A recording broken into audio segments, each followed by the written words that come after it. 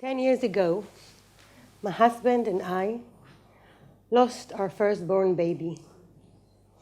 I will not go through with you what such loss means to parents, and I will also not tell you about the long list of people, family and friends who were there for us at that devastating time. But there's one thing I'd like to share with you, the story of my rope of hope. About 2 months after our loss, during my maternity leave, I was alone at home when one morning I felt suffocating, smothered with my grief. I took action in what felt as if I'm throwing a rope, hoping for someone to catch it and pull me through, and I posted on an internet forum for mothers-to-be the one line I will never forget. Does anyone know a mother like me who gave birth to a healthy baby and he died the next day? The reaction was amazing. Hundreds of women, complete strangers, replied and caressed me with their words. A few of them directed me to an online forum called Pregnancy Loss, and 2 of them said, yes, I am one. In the time before Facebook, using anonymous names on an internet forum, I found what I haven't realized I needed. Other mothers like me. I found a place where women were listening, willing to share and provide a space to cry and be miserable without being judged. Together with some crazy sense of humor. These women caught my rope and pulled me up. They gave me hope. Listening to others, as well as telling your own story, created the dialogue. Most of us were not experts, not doctors, nor psychologists, and yet we provided help. We were a bunch of ladies who gladly helped others because we quickly realized that helping others is helping ourselves. Helping others was a huge part of our healing process. Now, 10 years later, I would like to suggest that for this talk, we look at that healing process as a building. The ground floor represents what is usually considered the starting point of the healing process, the point in which we are hurt in some sort of distress or simply feel that we cannot go any further. We've hit rock bottom. The top floor represents what is considered a solid recovery point, the point in which we feel that we've been there, done that, and got the t-shirt. This is, of course, just a metaphor. And we all know from personal experience that you don't necessarily need to start at the bottom, and that during the process, we tend to move freely between the levels. There are good days and bad days, but a healthy process is such that we do eventually feel up there at the top with a t-shirt, even if allowing ourselves to move down when needed. But today I came to talk to you not only about buildings, but also about ropes of hope. I remember my physics teacher from high school telling us one day that if we push an object and he used a chair, then that chair pushes us back simultaneously with the same force. And if we pull that chair, the chair pulls us back simultaneously with the same force. He used it as a joke, and he said that if we respect our teachers will then respect us back.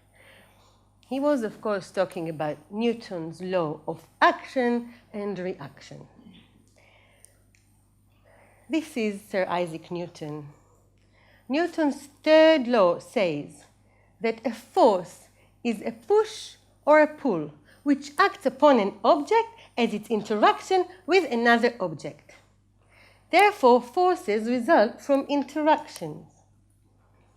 According to Newton, when one body applies a force on a second body, here in the form of pulling, the second body simultaneously applies an equal force on the first body. It is the interaction between the two bodies which creates the force.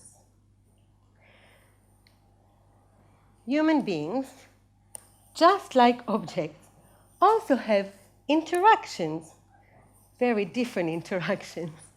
And we have forces, only we call them powers. Powers are a wonderful thing we all want to have.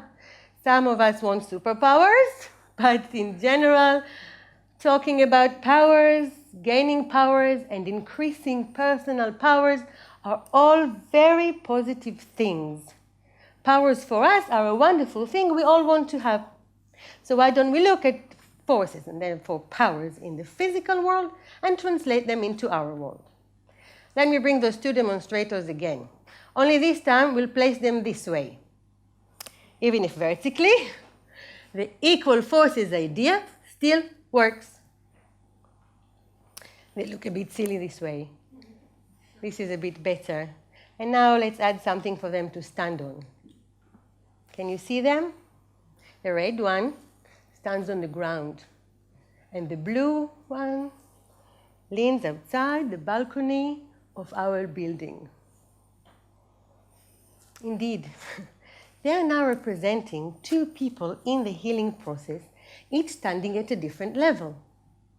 Now, what happens in this interaction is very similar to the joke my teacher made.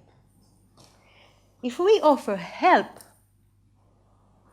on the other side, the person who needs us also offers help back. We empower them, and at the same time, they empower us back. And this is a wonderful realization, but only if we throw the rope in the first place. Most of us see help as something which we offer. And I hope that this concept helps you reflect on the old saying that when we give, we receive. We might not receive an equal amount instantly when helping, but in the long run, the reward we reap can exceed our expectations. Now look, I've placed the helper not at the top, but only on the first floor. Too many people think that in order to help effectively, they need to be up there at the top with that t-shirt. In fact, this is not true at all. Think how many times you've been helped by someone who simply was there for you, saying, I'm here, sharing their experience, just in order to help you. Those people might be able to help you and give you hope more than your loved ones. Let us all pause for a minute and look around us. There is someone there who is currently struggling just like you and me. And while we might need them, they most likely need us. And we can help them and give them hope from wherever we are.